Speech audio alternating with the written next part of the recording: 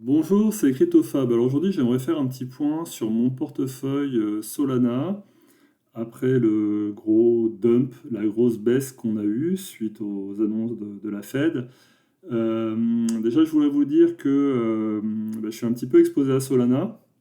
Là, vous pouvez voir en toute transparence en fait le montant de ce que j'ai sur Solana. Voilà, j'y suis exposé de façon très raisonnable par rapport au reste de mon portfolio. Je ne m'étendrai pas là-dessus. Alors pourquoi j'y suis exposé? C'est parce que ça reste une blockchain en fait, c'est un écosystème de façon générale qui est très utilisé, notamment pour les meme coins, etc., ce qui supporte en fait le prix du Solana. Et pourquoi j'y suis moyennement, même assez faiblement exposé par rapport au reste du portfolio?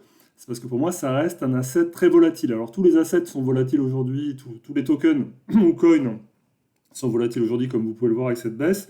Le moins volatile de tous étant, à part les stablecoins, c'est évidemment le Bitcoin qui reste le plus sûr. Finalement, lui, il est passé de 103, 104 à 95 aujourd'hui. Donc, on va dire c'est une belle baisse quand même, hein, mais ça reste raisonnable. Quand le Bitcoin baisse de 10%, les altcoins peuvent baisser de 20, 30% ou même plus. Voilà. Donc je reste exposé à Solana et j'ai renforcé un peu mon bag, un peu mes positions suite à la baisse. Moi, ma politique, en fait, c'est d'alléger quand ça monte et de renforcer quand ça baisse. C'est assez logique, sachant qu'on ne sait jamais où le fond est. Hier, je pensais que ça descendrait à 195. Finalement, c'est descendu plus bas. Je crois qu'on est à 180 et quelques aujourd'hui sur le Solana, donc il faut faire attention. Alors, mon portefeuille, pour revenir sur mon portefeuille Solana. Alors en fait, là, vous pouvez le voir directement sur l'application Redium. Alors pourquoi Redium? Parce qu'en fait, je fais de la défi sur Solana. C'est ça qui me permet en fait de toucher des intérêts. Alors déjà, il faut se méfier en fait des protocoles DeFi. Donc je mets sur Redium parce que maintenant j'ai assez confiance, mais en réalité Redium a été hacké il y a à peu près 2 ans. J'imagine qu'entre-temps ils ont amélioré leur process. À l'époque, je crois qu'ils avaient eu un problème de piratage sur leur vault, oui, leur réserve, si vous voulez, multisig. Bon, entre-temps, j'imagine qu'ils ont bien appris leur leçon et que voilà et que ça a été renforcé. Mais il faut savoir qu'il y a toujours un risque. Bon, sur Redium, donc, vous pouvez voir, alors j'ai la plus grosse partie de mes fonds sont sur ce protocole. Vous pouvez voir que j'ai 4% en dehors. Voilà, j'ai un peu de jus sol. C'est du sol liquide staked en dehors. Mais la plupart de mes fonds sont sur Redium pour faire des intérêts.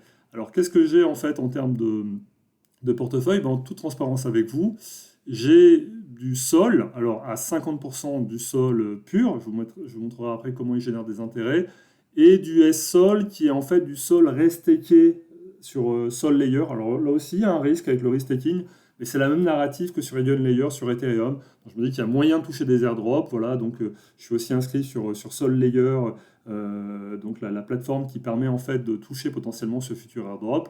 Donc je joue un petit peu là-dessus, puis en même temps ça fait des intérêts, je vous montrerai comment. Et j'ai 15% de Solana, d'Orca, pardon. Donc Orca, c'est un DEX, un échange décentralisé.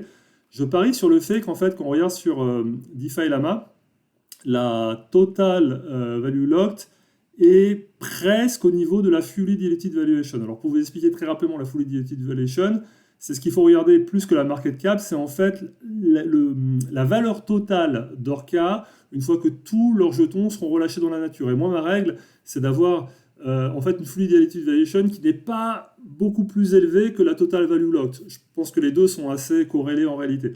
Si on regarde sur Radium, par exemple, sur lequel je place mes fonds, mais qui a aussi un token, en fait, le token Ray, pour moi, il reste surévalué par rapport à ce qu'il y a en total value locked. Alors, il a une total value locked qui est de l'ordre de 2 milliards, si je me rappelle bien, donc qui est à peu près 6 fois celle d'Orca, mais il a en fait une fully diluted valuation qui est encore plus élevée, donc trop élevée à mon goût. Je crois qu'elle est de l'ordre de 2 milliards et demi. Voilà, donc moi je parie sur le fait qu'Orca est plus raisonnable à ce niveau-là. Qu'en plus, quand on regarde vraiment l'évolution, en fait, il remonte tout doucement. Il était monté très haut avant l'incident FTX, mais maintenant, il remonte tout doucement. Donc, il y a une espèce de croissance un peu à la façon de la lièvre et le tortue. Bah, là, c'est du lièvre et de la tortue, pardon.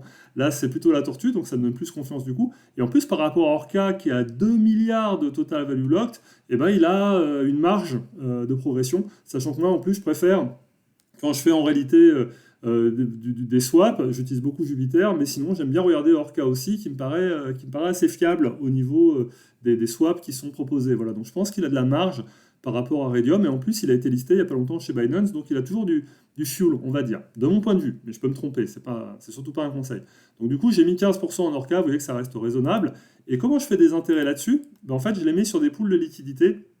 On pouvait voir là que j'ai 68% de mes fonds qui sont sur le pool de liquidité Sol, S-Sol. Alors ça c'est intéressant parce qu'il y a très peu d'impermanent loss, puisque le prix du S-Sol varie assez peu par rapport au prix du Sol. Il s'apprécie au fur et à mesure des taux d'intérêt, enfin des intérêts annuels de risk-taking, mais finalement c'est très raisonnable par rapport au Sol, donc il a très peu d'impermanent loss, et en plus il est rémunéré à 165%. Alors ça j'en avais déjà parlé dans une vidéo précédente, mais honnêtement c'est vraiment, de mon point de vue, c'est vraiment une affaire. Et voilà, donc j'ai du coup une fourchette qui est assez resserrée entre 0,95 et 0,98, hein, Sol sur S-Sol, et ça reste hyper stable autour de 0,97. Donc ça, c'est vraiment hyper intéressant. Donc après, bah, Orca, je l'utilise sur la pool de liquidité Sol Orca, et là, ça fait moins, ça fait du 60%, et il y a plus d'impermanent loss, donc c'est plus risqué. Pourquoi je laisse pas mes Orca tranquilles? Pourquoi je les place là-dessus? D'abord pour faire des intérêts, et ensuite parce qu'ils sont plus soumis à la volatilité que le Sol. Donc le fait de les mettre sur une pool de liquidité, bah, ça amortit un petit peu les effets de la volatilité. Voilà, c'est un pari que je fais de mon côté. Vous n'êtes pas obligé de faire le même, hein. Vous pouvez garder vos Orcas simplement comme ça, les laisser travailler, et ça marchera très bien aussi. Enfin, les laisser travailler tout seul du coup, puisque si vous les laissez tout seul, ils ne feront pas d'intérêt. Donc le meilleur moyen de faire des intérêts, c'est de les mettre dans une pool de liquidité. Ça me génère du yield. Le yield que ça me génère, c'est, donc vous pouvez le voir là, c'est donc un mélange aujourd'hui de Sol, d'Orca et de S-Sol.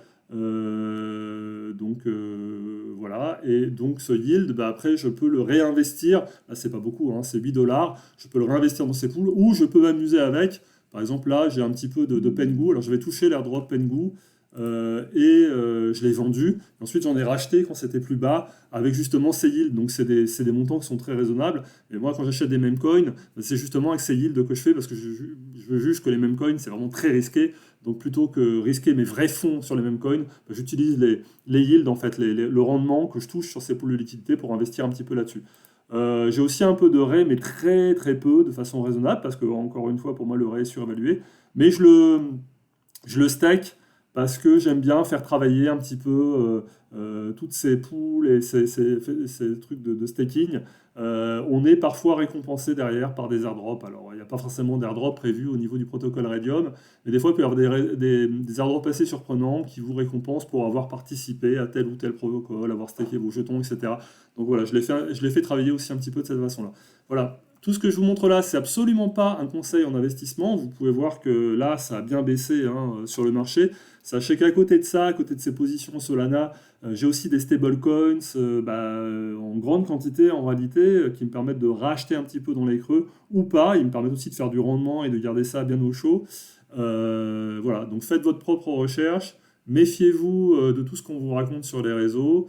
Et voilà, et je vous souhaite une bonne activité DeFi trading. Merci, à très bientôt. Au revoir. Et de joyeuses fêtes de fin d'année. Au revoir.